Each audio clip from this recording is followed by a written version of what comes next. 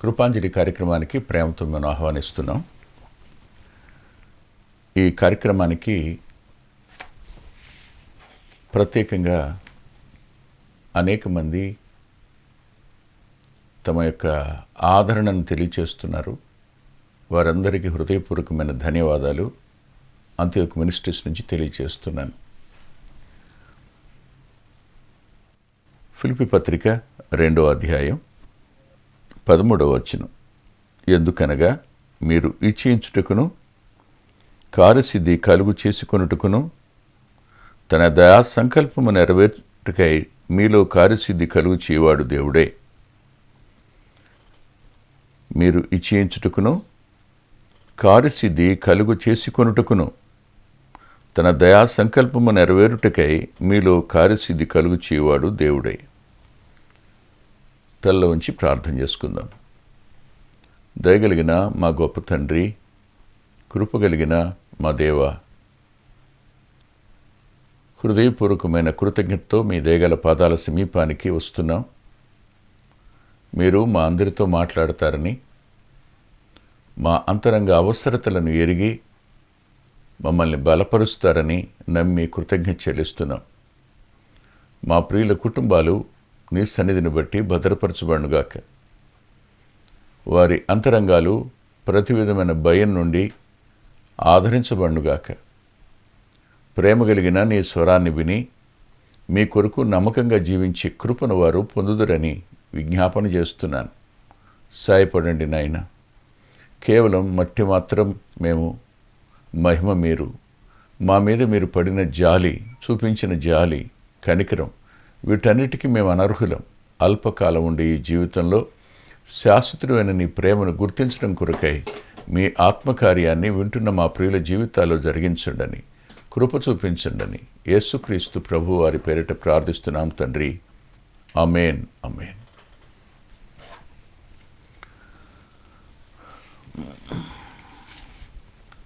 మారు మనసు పొందడం అనే మాట పశ్చాత్తాపడండి అన్న మాటని మనం గత కొన్ని వారాలుగా చెప్పుకుంటూ వస్తున్నాం. మారు మనసు పొందండి అన్నప్పుడు మీరు ఎలా మారు మనసు పొందారు, మారు మనసుల గురించి వివరించండి అని అంటే అది వ్యక్తిగత అనుభవం, అది పర్సనల్ ఎక్స్పీరియన్స్. అది అందరికీ ఒకే రకంగా ఉండకపోవచ్చు. ఒక్కొక్కరిని ఒక్కో రకంగా ఆయన దర్శించడం మనం చూస్తాం. ఆయన మనల్ని దర్శించినప్పుడు మనం ఆయనకి సహకరించడం చేస్తే ఖచ్చితంగా మనలో ఆయన కార్యసిద్ధి కలుగు చేస్తారు. చాలామంది మేము మారాము అని చెప్తారు, కానీ వారిలో ఆ మార్పు సంబంధించిన ఏ విధమైన రుజువులు కనిపించవు. వాస్తవానికి మార్పు అనేది ఖచ్చితంగా కనిపిస్తుంటుంది. మార్పు లేని జీవితం కేవలం నామకార్థమైంది మాత్రమేనని గుర్తుపెట్టుకోవాలి. మనం క్రైస్తవులం అయినంత మాత్రం చేత పరలోకానికి వెళ్ళమని జ్ఞాపకం పెట్టుకోండి. మారు మనసు పొందినవారు మాత్రమే నిత్యత్వానికి వెడతారు. ఇది మనం గుర్తించవలసిన సంగతి. మరో మాట కూడా నేను ఈ విషయంలో చెప్పాలి. క్రైస్తవ్యం అంటే జీవితం మారడం అంతే. పేరు మారినంత మాత్రాన కాదు, బ్రతుకు మారకుండా. వాస్తవానికి చాలాసార్లు చెప్పాను నేను, నా జీవితంలో నాకు ఇష్టం లేనివి రెండు. ఒకటి నా పేరు, రెండు ఈ సేవ చేయడం. ఈ రెండు నాకు ఇష్టం లేనివి. రక్షించబడక మునుపు ఇష్టం లేదు, రక్షించబడిన తర్వాత కూడా ఆ పేరు నాకు ఇష్టం లేదు. కానీ అప్పటికే నేను ఆ పేరుతో దేశమంతా, ప్రపంచం అంతా తెలియబడ్డాను. ఇప్పుడు మార్చుకుని ప్రయోజనం లేదు. మరో సంగతి కూడా, పేరును బట్టి మనం ఒక వ్యక్తిని అంచనా కట్టలేం. ఆలోచించండి, దానియేలు పేరు మార్చారు, మెషక్ షెడ్రగ్ అబెద్నెగోల పేర్లు మార్చబడినాయి, అవే పేర్లతో వారు కొనసాగారు. ఫరో కుమార్తె మోషే అనే పేరు పెట్టింది, అదే పేరు కొనసాగింది. జీవితం ముఖ్యమని జ్ఞాపకం పెట్టుకోండి. జీవితం ముఖ్యం. ఇక్కడికి వద్దాం. ఒక వ్యక్తి జీవితం మార్పు ఎలా జరుగుతుంది, మార్పు జరగడానికి గల కారణం ఎలా జరుగుతుంది, నేను మీకు పౌలు గారి వ్యక్తిగత జీవితానుభవాన్ని మీకు చూపించాలనుకుంటున్నాను. ఆయన ఇలా అన్నాడు.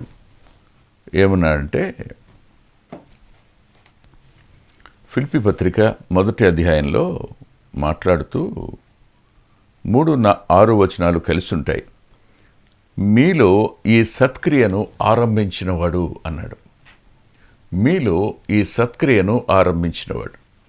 దేవుడు సువార్త అనే సత్క్రియను మీలో ఆరంభించేవాడుగా ఆయన ఉన్నాడు. ఇది మనం మర్చిపోకూడదు. ఒకసారి మనం అపోస్తుల కార్యాల గ్రంథం దగ్గరికి వద్దాం. అపోస్తుల కార్యాల గ్రంథం దగ్గరికి వచ్చినప్పుడు మనకు పౌలు గారి యొక్క మార్పును పరిశుద్ధుడైన లూకా గారు రాశారు. అపోస్తుల కార్యాల గ్రంథం 9వ అధ్యాయంలో 9వ అధ్యాయం 4వ వచనం ఇలా ఉంది. 3వ వచనం నుంచి కూడా మనం చూడొచ్చు. అతడు ప్రయాణం చేయొచ్చు దమస్కు దగ్గరకు వచ్చినప్పుడు అకస్మాత్తుగా ఆకాశం నుండి ఒక వెలుగు అతని చుట్టూ ప్రకాశించెను. అప్పుడు అతడు నేల మీద పడి, సౌలా సౌలా, నీవేళ నన్ను హింసించుచున్నావని తనతో ఒక స్వరము పలుకుట వినెను. వినాలిప్పుడు. జీవిత ప్రయాణం దేవునికి విరోధమైంది. పాపంలో ఉన్న ఏ వ్యక్తి అయినా దేవునికి విరోధంగా ఉన్నవాడే. ఈ ప్రయాణంలో అతడు దేవునికి అనుకూలమైన కార్యాలు చేస్తున్నట్టు కనిపించినా ప్రతి దానిలోనూ స్వార్థమే ఉంటుంది.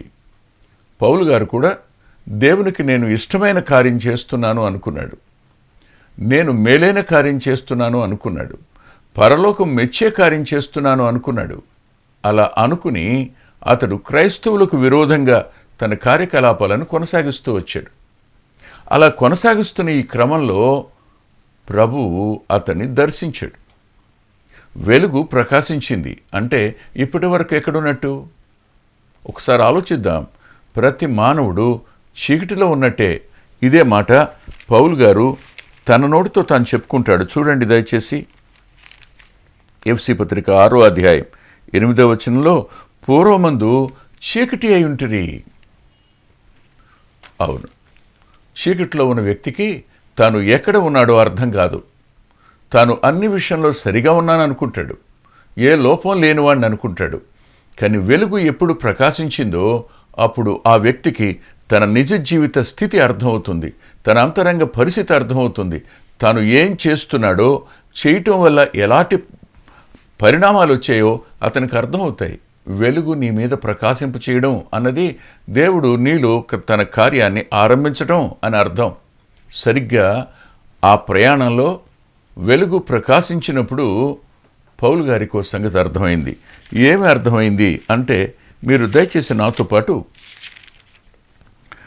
తిమోతి పత్రికకు రండి. తిమోతి పత్రికకు వస్తే మీరు మొదటి పత్రిక 1వ అధ్యాయం 12వ వచనంలో, పూర్వము దూషకుడును హింసకుడును హానికరుడనైన నన్ను అన్నాడు. అంతకుముందు ఏమనుకున్నాడు?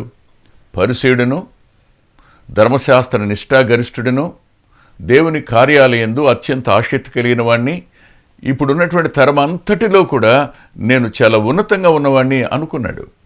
దేవుని కొరకు రోషం కలిగిన వాడిని అని అనుకున్న ఈ పౌలు భక్తుడు వెలుగు ప్రకాశించినప్పుడు అతని అంతరంగానికి అర్థమైన సంగతి ఏమిటంటే, నేను దూషకుణ్ణి, నేను హింసకుణ్ణి, నేను హానికరుణ్ణి. అంత మాత్రమేనా? కాదండి. ఇంకా తన స్వానుభవాన్ని రోమాపత్రికలో రాశాడు ఆయన. చూడండి దయచేసి. రోమాపత్రిక 5వ అధ్యాయం 5వ అధ్యాయంలో ఇలా రాసుకున్నాడు. 10వ వచనం, ఏలయనగా శత్రువులమై ఉండగా తాను యూదుణ్ణని పరిసయుణ్ణని బెన్యామీను గోత్రంలో పుట్టానని తాను దేవుని కొరకు రోషం కలిగిన వాడిగా ఒక యుద్ధం చేస్తున్నాను అని అనుకున్న వ్యక్తి ఇప్పుడు తను అర్థం చేసుకున్న సంగతి ఏమిటంటే, నేను దూషకుణ్ణి, హింసకుణ్ణి, హానికరుణ్ణి మాత్రమే కాదు, దేవునికి శత్రువుని. నేను దేవునికి శత్రువుని. అంతేకాదు, ఇంకా ఇలా అన్నాడు చూడండి. ఆయన అన్న మాట 6వ వచనం, మనం ఇంకా బలహీనులమై ఉండగా అన్నాడు. అప్పటి వరకు చాలా బలవంతుడు అనుకుంటున్నాడు, చాలా శక్తివంతుడు అనుకుంటున్నాడు. కానీ నేల పడిన తరువాత అర్థమైంది అతనికి తాను ఎంతటి బలహీనుడు.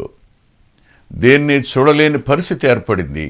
ఇప్పటి వరకు దేవుణ్ణి చూడలేని పరిస్థితుల్లో ఉన్నవాడు, దేవుని కార్యాలను చూడలేని పరిస్థితుల్లో ఉన్నవాడు ప్రభు యొక్క మరణ పునరుద్ధానాలను అపార్థం చేసుకుని దానిలో ఉన్న విలువను కానీ అర్థాన్ని కానీ గ్రహించలేని గుడితనంలో ఉన్నాననే సత్యం, అది శక్తిహీనత, బలహీనత, అది చేతగానితనం అనే సంగతి అతనికి స్పష్టంగా అర్థమైంది. బలహీనుణ్ణి అన్నాడు. అంతేకాదండి, తాను భక్తిహీనుణ్ణి అనే సంగతి కూడా అంటాడాయన. మనం ఇంకా బలహీనులమై ఉండగా క్రీస్తు యుక్తకాలమున భక్తిహీనుల కొరకు అంటాడు. ఈ మాటలు ఒప్పుకోగలుగుతారా? నేను క్రైస్తవుణ్ణి అనుకుంటున్న వ్యక్తి ఎవరైనా ఈ మాటలు అంగీకరించగలుగుతారా?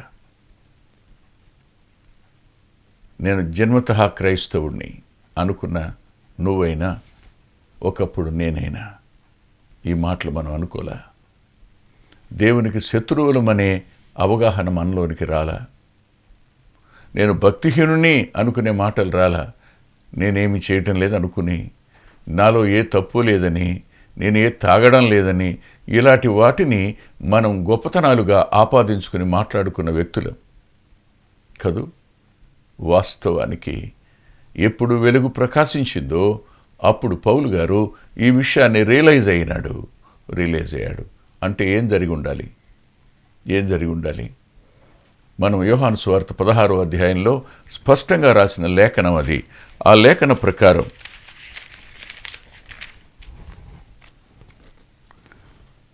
పరిశుద్ధాత్మదేవుడు మీ మీదికి వచ్చినప్పుడు ఏం జరుగుతుందో రాశాడు.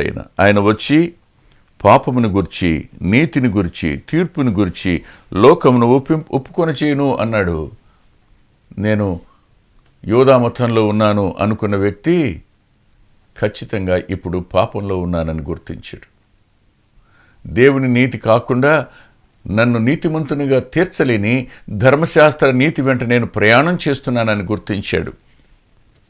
అంతేకాదు, ఇలా నేను వెళ్ళి దేవుని ముందు నిలబడి నీ కొరకు ఎన్నో శూరకార్యాలు చేశాను, ఎంతోమందిని హింసించాను, ఎంతోమందిని అవమానపరిచాను, ఎంతోమందిని చెరసాల పాలు చేశాను, ఎంతోమందిని చంపడానికి నేను అనుమతినిచ్చాను అని చెప్పుకుంటే దానంతటిని బట్టి అతడు తీర్పు పాలవుతాడనే సత్యం అతనికి అర్థమైంది. ఇది వ్యక్తిగత అనుభవం. ఈ వ్యక్తిగత అనుభవం వద్ద పౌలు గారు తానెవరో గుర్తించిన వాడై తన వ్యక్తిగత జీవితాన్ని స్పష్టంగా ఆ వెలుగులో చూసుకోగలిగాడు. వెలుగులో చూసుకున్నవాడు ఇప్పటి వరకు తాను చేస్తున్న సమస్తం దైవ విరోధ కార్యాలే అనే సత్యం అర్థమైనప్పుడు ఏ వ్యక్తి అయినా ఏం చేస్తాడు చెప్పండి? ఏం చేస్తాడు? పశ్చాత్తాపడతాడు. ఇప్పటి వరకు దేవునికి తన అంతరంగంలో చోటు ఇవ్వనివాడు ఇప్పుడు ఆయన కార్యం చేయడానికి తన జీవితంలో చోటిస్తాడు. అప్పుడే అన్నాడు, మాట్లాడుతూ, ప్రభువా నువ్వెవరు అన్నాడు. హూ ఆర్ యు లార్డ్ అన్నాడు. నువ్వెవరయ్యా అన్నాడు. ప్రభు చెప్పిన మాట నిజానికి కన్నీళ్లు తెప్పించే మాట. అది సామాన్యమైన మాట కాదు సుమా. ఆయన ఎవరు? ఆయన సమాధానకర్త కదూ. ఆయన ఎవరు? బలవంతుడైన దేవుడు కదూ. ఆయన నిత్యుడైన తండ్రి కదూ. ఆయన అన్న మాట ఏమిటంటే, నీవు హింసిస్తున్న యేసును నేను అన్నాడు ఆయన. నువ్వు హింసిస్తున్న యేసును ఈ మాట పలకటం దగ్గర నువ్వేం చేస్తున్నావో నీతో స్పష్టంగా మాట్లాడుతున్న దేవుడు. నువ్వు ఎక్కడున్నావో నీతో మాట్లాడుతున్న దేవుడు. నేను భూమి మీదికి నీ కొరకు మరణించడానికి వస్తే, నీ కొరకు రక్తం చిందించడానికి వస్తే, నేను తిరిగి 3వ దినాన లేవడానికి వస్తే, పునరుద్ధానం అనే ఓ అత్యద్భుతమైన పరలోకపు ఈవిని మట్టిలో కలిసిపోయే మానవ జాతికి ఇవ్వడానికి నేను వస్తే నువ్వు నన్ను హింసిస్తున్నావు. నా యందు విశ్వాసం ఉంచిన వారిని అవమానిస్తున్నావు. సంఘాన్ని హింసిస్తున్న నీవు, సంఘం అంటే నా శరీరం సుమా, నన్ను హింసిస్తున్నావు. ఈ మాటలు ఒప్పించబడడం పౌలు జీవితంలో ఆరంభమైనప్పుడు అతడు కన్నీటితో తన జీవితాన్ని ప్రభు పాదాల దగ్గర ఒప్పుకున్నాడు. అందుకనే ప్రభు అననీయతో మాట్లాడుతూ, ఇదిగో అతడు ప్రార్థించుచున్నాడు అనే మాట, ప్రార్థించటం అనే మాటకు అర్థం ఏమిటి? ఏమి ప్రార్థన చేస్తాడు ఆ టైంలో? ఏం ప్రార్థన చేస్తాడు? నన్ను గొప్పని చేయి ప్రభు అని ప్రార్థన చేస్తాడా? నేను ముట్టుకుంటే స్వస్థతలు జరగాలని ప్రార్థన చేస్తాడా? నేను మాట చెప్తే చాలు ప్రభువా అందరూ కింద పడిపోవాలని అడుగుతాడా? తానెవరో గుర్తించినవాడు తన బ్రతుకుని ప్రభు పాదాల దగ్గర ఒప్పుకుంటాడు, పశ్చాత్తాపడతాడు, ప్రభువుకు తన జీవితంలో కార్యం చేయడానికి అనుమతినిస్తాడు. అది జరిగేది. ఇక్కడ మరో విషయాన్ని కూడా పౌలు గారు స్పష్టపరిచారు. ఆయన స్పష్టపరిచిన సంగతి ఏమిటి అనంటే, ఇది మనం మర్చిపోకూడని సంగతి. ఇది చూడండి ఒకసారి ఫిలిప్పీ పత్రికలో చాలాసార్లు చాలామంది వ్యక్తులు తమ గొప్పతనాన్ని బట్టి దేవుడు తనను పిలిచాడు అనే భ్రమలో ఉంటారు.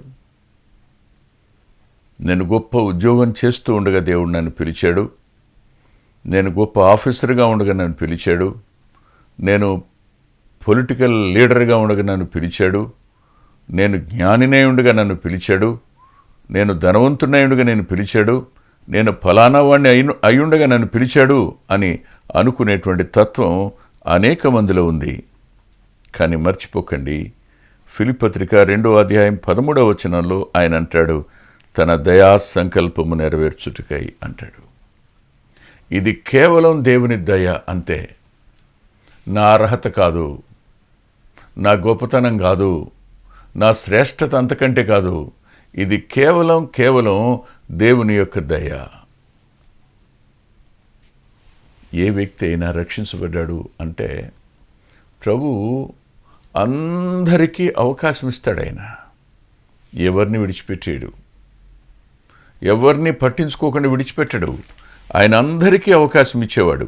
ఈ మాట మీకు నేను అపోస్తుల కార్యాల గ్రంథం, దయచేసి రండి, అపోస్తుల కార్యాల గ్రంథం 17వ అధ్యాయంలో ఇలా రాసింది. ఎంత చక్కటి విషయమో. 31వ వచనంలో ఇలా అన్నాడు ఆయన, ఎందుకనగా తాను నియమించిన మనుషుని చేత నీతిని అనుసరించి భూలోకమునకు తీర్పు తీర్చబోయే ఒక దినమును నిర్ణయించున్నాడు. మృతుల్లో నుండి ఆయన లేపినందున దీన్ని నమ్ముటకు అందరికీ ఆధారము కలుగు చేసి ఉన్నాడు అన్నాడు. అందరికీ ఆధారం కలుగు చేశాడు. అంతేకాదు 26, 27 వచనాలు చూడండి. ఏముందంటే, ప్రతి జాతి మనుషులను సృష్టించి వారు ఒకవేళ తన తడువులాడి కనుగొందురేమో అని తన్ను వెదుకు నిమిత్తము నిర్ణయకాలము వారి నివాస స్థలం యొక్క పొలిమేరలను ఏర్పరిచెను. ఆయన మనలో ఎవనికిని దూరముగా ఉండువాడు కాడు. పౌలును దర్శించిన వాడే నిన్ను కూడా దర్శించడానికి ఇష్టపడ్డాడు. పౌలుతో మాట్లాడిన వాడే నీతో కూడా మాట్లాడడానికి ఇష్టపడతాడు. పౌలును మార్చడానికి తన దయగలిగినటువంటి కార్యాన్ని చేసిన వాడే, తన ఆత్మకార్యాన్ని చేసిన వాడే నీలో కూడా తన ఆత్మకార్యాన్ని చేస్తాడు. ఈ విషయం పౌలు గారికి అర్థమైంది. ఆయన పశ్చాత్తాపడ్డాడు. పశ్చాత్తాపడినప్పుడు ఏం జరిగిందో ఆయన రాసుకున్నాడు, తన లేఖనంలో రాసుకున్నాడు. కొరింథీయులకు రాసిన మొదటి పత్రిక 3వ అధ్యాయం 16వ వచనంలో, మీరు దైవాత్మకు ఆలయమని మీరు ఎరుగరా అన్నాడు. అవును, దేవుని ఆత్మకు ఆలయంగా మారుతాం. ఇక్కడ మారు మనసు అని అంటే కేవలం ఏదో మార్పు చెందాం అని కాదండి. ఇది నైతికమైన మార్పును చూపిస్తుంటుంది. ఇది అంతరంగ మార్పును చూపిస్తుంటుంది. సంబంధాలలో మార్పును చూపిస్తూ ఉంటుంది. బ్రతుకులో ఓ అత్యున్నతమైన మార్పు రావడం అనేది స్పష్టంగా కనపడుతుంది. ఆలోచించేయండి. ఆయన కార్యం చేయడానికి సిద్ధంగా ఉన్నారు. కానీ సత్క్రియను ఆరంభించేవాడు ఆయన. మీరు ఆయనకి చోటిస్తారా? ఆయనకి అనుమతినిస్తారా? ఆయన మరణ పునరుద్ధానాల యందు మీకు పాలుపంపులు ఇవ్వాలని ఆశిస్తున్న ఆయన, నిత్య జీవంలో పాలుపంపులు ఇవ్వాలని ఆశిస్తున్న ఆయన, నిన్ను తీర్పు నుండి కాపాడి మరణంలోంచి జీవంలోనికి దాటించడం కోసం తన చేతిని చాపుతున్న ఆయన్ను నీ జీవితంలోనికి మీరు ఆహ్వానిస్తారా? తలలు వంచండి, కనులు మూసుకోండి, ప్రార్థన చేసుకుందాం. దయగలిగిన మా తండ్రి, పాపులలో నేను ప్రధానుణ్ణి అని తన అనుభవాన్ని చెప్పిన పౌలు గారి జీవితాన్ని మేము కొద్దిమేర చూడడానికి కృపనిచ్చారు. విన్న మా ప్రియులు కూడా మీ ఆత్మచేత ఒప్పించబడిన వారై, మీకు చోటిచ్చిన వారై, మీకు వారు విధేయత చూపించి మీరు చూపిస్తూ ఉండగా వారి గతాన్ని గుర్తించిన వారై పశ్చాత్తాపడ్డం మాత్రమే కాకుండా ఆత్మకు వారు ఆలయంగా మారిన తమ బ్రతుకులు మిమ్మును చూపించేట్టు, మీలా బ్రతికేటట్టుగా వారిని దర్శించి బలపరచండని మీ కృపాహస్తాలకు వారిని అప్పగించుకుంటూ యేసుక్రీస్తు ప్రభు వారి పేరిట ప్రార్థిస్తున్నాం తండ్రి. ఆమేన్. మరలా వచ్చే వారం కలుసుకుందాం. దేవుడు మిమ్మల్ని దీవించునుగాక. అద్భుతమైన పుస్తకాలు అందుబాటులో ఉన్నాయి. అందులో అంత్యోక్ మినిస్ట్రీస్ నుంచి ప్రచురితమైన మీ ఆత్మీయ క్షేమానికి మేలు కలుగు చేసే పుస్తకాలు,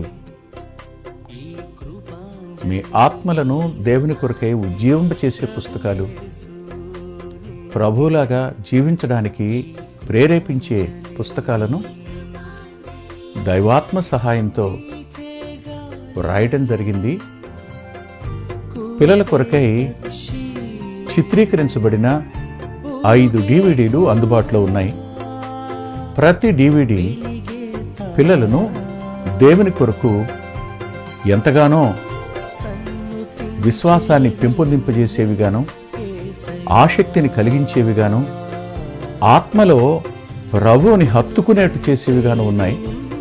ఈ మధ్యన వెలువడినటువంటి ఆ DVD సాధనం, అది మీ పిల్లలకు ఎంతైనా మేలు చేస్తుంది.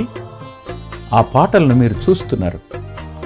వాటన్నిటినీ మీరు పొంది ఆత్మీయంగా మేలు పొందాలని ఒక దైవ సేవకునిగా మీకు మనవి చేస్తున్నాను. 6వ పిల్లల DVD సమయం అందుబాటులో ఉంది. 5 చూసిన వారు 6వది కూడా మీ పిల్లలకు చూపించి మీరు చూచి అంతరంగంలో దేవుని స్తుతిస్తారని నమ్ముతున్నాను. తప్పకుండా ఈ DVDలు తీసుకోండి. 2018వ సంవత్సరం తెలుగు VBS DVD దాహం, పిల్లల ఆత్మీయ క్షేమం కోసం 10 పాటలతో దృశ్యరూపకంగా దీన్ని తయారు చేయడం జరిగింది. తప్పనిసరిగా ఈ DVD తీసుకోండి. పిల్లలకు వీటిని పరిచయం చేయండి. ఈ పాటలు మీ పిల్లలకు నేర్పండి. మీ సండే స్కూల్లో ఈ పాటలు నేర్పడం మర్చిపోకండి. నూతనంగా వచ్చిన పిల్లల DVD ఐక్యత అనే టైటిల్ పెడదామనుకున్నాం, కానీ కలిసి ఉందాం అనేటువంటి టైటిల్ని పెట్టడం జరిగింది. కలిసి ఉందాం, అది పిల్లలకు ఎంతో ప్రయోజనకరమైన DVD. దానిని మీరు పొంది మీ పిల్లల ఆత్మీయ క్షేమాన్ని ఖచ్చితంగా చూస్తారని నేను నమ్ముతున్నాను. ఆ DVDని మీరు సంప్రదించి పొందవచ్చు. సాధు సాల్మన్ గారి జీవితం, ఆయన గోదావరి నది దగ్గర ఒక ఆశ్రమాన్ని స్థాపించి అనేక మందిని ప్రభువులోకి నడిపినవారు, అనేక మంది జీవితాలను ఆయన ప్రోత్సహించినవారు. ఎంతో ప్రోత్సాహకరమైన ఈ జీవితాన్ని చదివి మీరు తప్పకుండా ఆత్మీయమైన మేలు పొందుతారు. ఎంతో దిద్దుబాటు ఈ పుస్తకం మూలకంగా జరుగుతుంది. తప్పకుండా చదవండి. సహోదరుడు భక్సింగ్ గారి ద్వారా ప్రారంభమైన ఉజ్జీవం భారతదేశంలో ఎలా ఆరంభమైంది, అది ప్రపంచాన్ని ఏ విధంగా ప్రభావితం చేసింది, ఆ విషయమంతా ఆర్ఆర్ రాజమణి గారు తన జీవిత సాక్ష్యంగా వాటన్నిటినీ అందులో సమ్మిశ్రితం చేసి చెప్పారు. ఒక అద్భుతమైన సాక్ష్యం, ఒక పరిచర్యకు ఒక నిదర్శనం, దర్పణం ఈ పుస్తకం. చదివిన ప్రతివారు తిరిగి ప్రార్థించడానికి ఆత్మచేత ప్రోత్సహించబడిన వారై మోకరించే అద్భుతమైన ప్రభావాన్ని చూపించే పుస్తకం వర్ష ఋతు సూర్యోదయం, మాన్సూన్ డే బ్రేక్ అనే పుస్తకానికి ఇది తర్జుమా. తప్పకుండా చదవండి. ఎంతో కాలంగా ఎదురు చూస్తున్న ఆనందం గారి జీవితం ఇప్పుడు మీ ముందుంది. మీ ఆత్మీయ మేలు కోసం ఆ పుస్తకాన్ని చదవండి. గత 30 సంవత్సరాలుగా, ఇది 31వ సంవత్సరం, క్రీస్తు సువార్త పత్రిక అనేక మంది ఆత్మీయ ఆకలిని తీరుస్తున్నటువంటి మాసపత్రిక. ఈ పత్రికను మీరు పొంది మీ ఆత్మీయ జీవితాలకు మేలు కలుగు చేసుకుంటారని హృదయపూర్వకంగా మీకు సిఫార్సు చేస్తున్నాను. గత 2 సంవత్సరాలుగా పిల్లల ఆత్మీయ క్షేమం కోసం సచిత్ర ద్విమాస పత్రిక నెలవంక వెలువడుతోంది. అనేక మంది పిల్లలు ఆత్మీయంగా మేము మేలు పొందామని వారి ఉత్తరాల ద్వారాను వ్యక్తిగతంగా కలుసుకున్నప్పుడు సాక్ష్యం చెబుతున్నారు. మీరు కూడా మీ పిల్లల కోసం నెలవంక పత్రికను మీరు పొందొచ్చు. అందుకొరకై ఈ క్రింద ఇవ్వబడినటువంటి ఫోన్ నెంబర్ని మీరు సంప్రదించండి. మా చిరునామా కృపాంజలి, బ్రదర్ పిల్లా వెంకటరత్నం, రామచంద్రపురం రోడ్, గుడివాడ, కృష్ణా జిల్లా, Andhra Pradesh. Our address Krupanjali, brother Pilla Venkataratnam, Ramachandrapuram road, Gudivada, Krishna district, Andhra Pradesh. Phone number 9490504299